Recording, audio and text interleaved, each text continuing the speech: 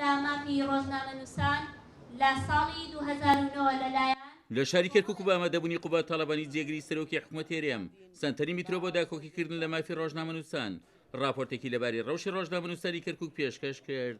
ئەمڕۆ راپۆرتێک لەسەر بارودۆخی ڕۆژنامەنووسانی ئەم شارە ئازیزە دەخاتە بەردەم ڕایگشتی و بەڕێز پارێزگاری کەرکووک بە مەبەستی خستنەڕووی هەندێ بربەست و دۆزینەوەی چارەسەر بۆیان. مەبەستمان لە دەرکردنی ئەم راپۆرتە گەڕانە بە شوێن باشترین میکانیزم بۆ باشترکردنی پەیوەندی نێوان دەستگا ڕسمیەکان و کەناڵەکانی ڕاگەیاندن. کێشەی ڕۆژنامەنووسان لە نێوان دوو حکوومەتدا هەڵبەتە کێشەی ڕۆژنامەنووسان بە بەردەوامی باسیەوە کراوە کە ئیمتیازاتی ڕۆژنامەنووسان و ژیانی ڕۆژنامەنووسان لە نێوان حکوومەتی هەرێم و حکوومەتی ناوەندون بووە بەهۆی ئەوەی کە تاکو ئێستا ئێمە لە ڕووی ئیداریەوە کە سەر بە حکوومەتی ناوەندین چانسی ئەومان نەبووە فشارێک لەسەر حکوومەتی عێراقی دروست بکەین تاوەکو بە دەنگمانەوە بێت. وەکو لای هەمووتان ڕوونە حکوومەتی هەڵوەشاوی عێراق هیچ کاتێک ئامادە من نەبووە بە دەنگی ڕاستەقینەی خەڵکی کەرکووکەوە بێت. جێگری سەرۆکی حکوومەت هێرێم وتارێکی بۆ بۆنەوە پێشکەش کردو لە وتەکەیدا قوبات تاڵەبانی ئاماژەی بۆ ڕەوشی ڕۆژنامەنووسان لە کەرکووکدا و ڕایگەیان ڕۆڵی ڕۆژنامەنووسانی کەرکووک جێی دڵخۆشیە. ڕۆڵی ڕۆژنامەنووسانی کەرکووک ڕۆڵێکی پێشمەرگانەیە. ئەوان جگە لە بارگرانی بارودۆخی ئەمنی شەڕی داعش ڕۆژانە لەگەڵ چەندین کێشە و گرفتی جۆرا و جۆر ڕوبەڕوو دەبنەوە.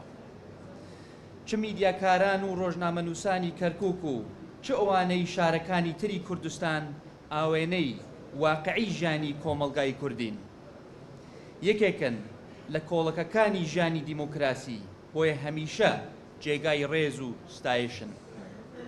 ئێمە کە ئەمڕۆ ئەم یادە لە شاری کەرکووک دەکەینەوە سەرمان بەرزە بە خۆڕاگەری خەڵکی کەرکووک بە پشودرێژی ئەو پێشمەرگانەی بوونەتە قەڵغانی شارەکە و بەرامبەر بە داعش.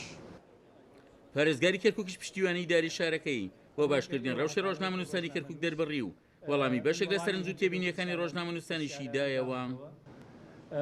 یەکێ لەوەی لەو داواکاریانەی کە ڕۆژنامەنووس داوایان کردووە ئەوەیە کە گوایە تەنها میدیای یەکێتی لە پارێزگاند بەڵام کە شتێک ڕوئەدا کەس لەوێ نەبێ ئەگەر ئەوان لەوێ بن ئەڵبەتە ئێمە لەگەڵ ئەو کەسە وەرێگرین و هەمیشە ئاگاداریشم کردوونەتەوە کە ئەبێ ئەو هەواڵەی هەیە بیدەن بە هەموو کەناڵی تەلەڤیزیۆنەکان بۆ هەموو ڕۆژنامەنووسان بۆەوەی پێیان بگات.